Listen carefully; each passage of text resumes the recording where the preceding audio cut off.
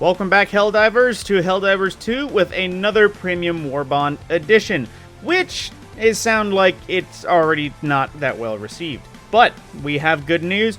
There has been talk in the, of course, Helldivers community Discord from the CEO himself. He has been discussing that weapon balancing, of course, is a point of contention in the community, and that they are going to be taking another look with the team on how they balance things, hopefully making it more so that the OP or the fun, or let's say the fun guns can stay fun without getting nerfed in the ground. You know, buff other things to make them more viable. Don't nerf the good things to make them less viable, sort of vibe.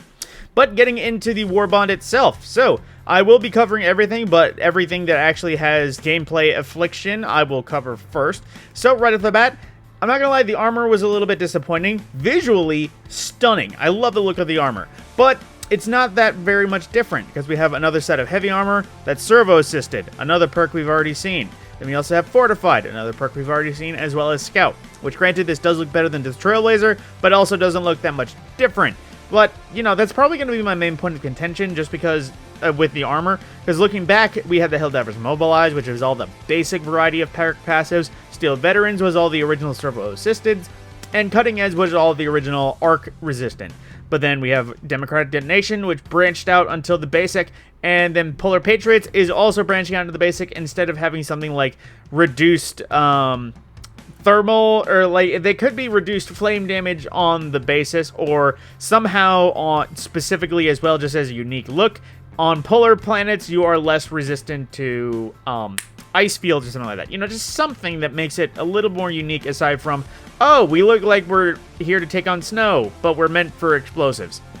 But I digress. Moving into the weapons, the main point that most of the community is not so happy about. We have the Tenderizer, which, full disclosure, in terms of its performance, is literally the Liberator, but possibly slightly less. Because even though it is advertised as a harder-hitting assault rifle, it hits for the same 1-to-1 damage, and is a little bit slower in the rate of fire.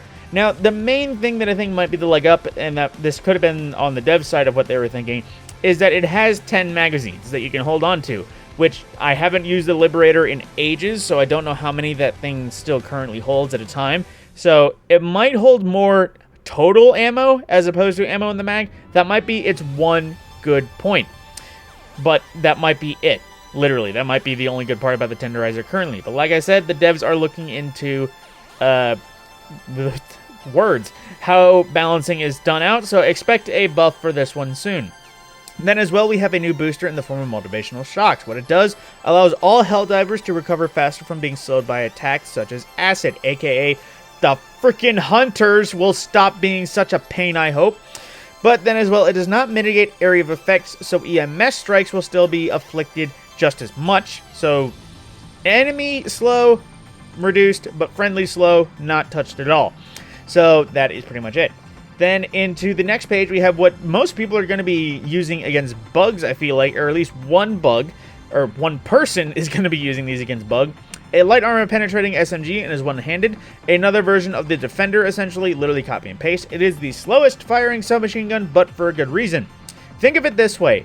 If it can hit it without breaking armor, or, man, I'm really struggling how to say this.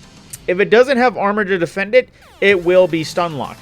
Most of the bugs, aside from the Charger on its armored areas, but still its butt, and the Titan is resistant against this, but literally, if you start shooting at any bug that you can hit its spot, it will be immobilized. This also goes for the bots as well, but the main problem with the bots is they have a lot more abundant armor. The small bots will be taken out pretty much instantly, so not going to get stun locked, and Devastators, again, when you hit them, it's in the weak spot.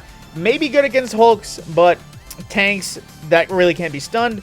And the main real thing that's going to be good for it is taking out Berserkers and Chainsaw Men. But from that point, it's really going to be best against bugs, and I think this is what a lot of people are going to be saying is the fun thing, that unfortunately, well, actually no, if the devs are going to be taking another look at how they nerf and buff things, hopefully will stay this good. Speaking of decently good, we have the Incendiary Impact, which for all disclosive purposes is literally just the incendiary grenade that detonates on impact. It's still anti-emplacement, so you can take out bug holes and bot fabricators, and it's just generally solid for getting you a little bit of breathing room or just setting things on fire just because you want to burn the world. Then into the main page, the other two things. Now, these were the two things I was honestly most excited for. but might not be so much. So we have the Purifier, which, full disclosure, is literally just a railgun that is more primary as opposed to Hellpod weapon. It's medium armor penetration and also is charge up, but actually has an explosive AoE. However, it only holds 6 mags, so it's a little bit lacking there. Might actually have 15 shots per shot. Obviously, I haven't been able to use it, but I've been seeing some positive things. It seems to be hitting good, but not good enough to replace some things in the loadout. Which, again, I love the Dominator against bots. This could be the contender for it. It is still medium armor penetrating, so it deals with almost anything except for Hulks. Now, I say Hulks straight on. Obviously, we have their weak spot, but I digress.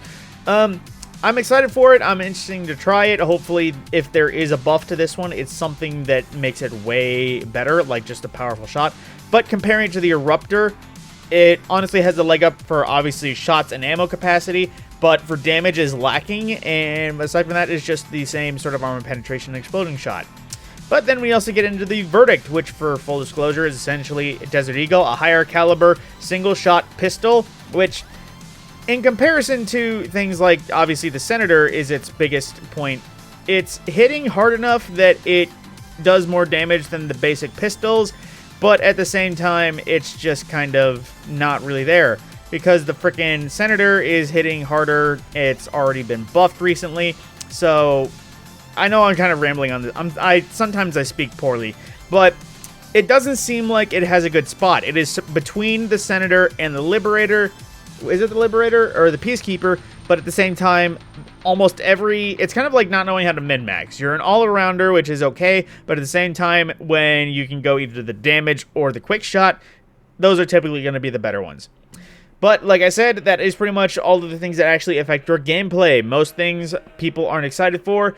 I might enjoy them. Then again, I have been known to be a hipster when it comes to my weapon selections. But getting into everything else is available. On the front page, obviously, again, you have the Winter Warrior armor, as well as its helmet, looking real Star Wars, and the cape, which looks real Trench Warrior. You also have the Mime instrumentation, which is another word for air guitar, as well as the Dissonance Nightmare for an emblem matching the cape, and of course 100 super credits. On the second page, we have the Helldivers thing for a victory pose, which is just that.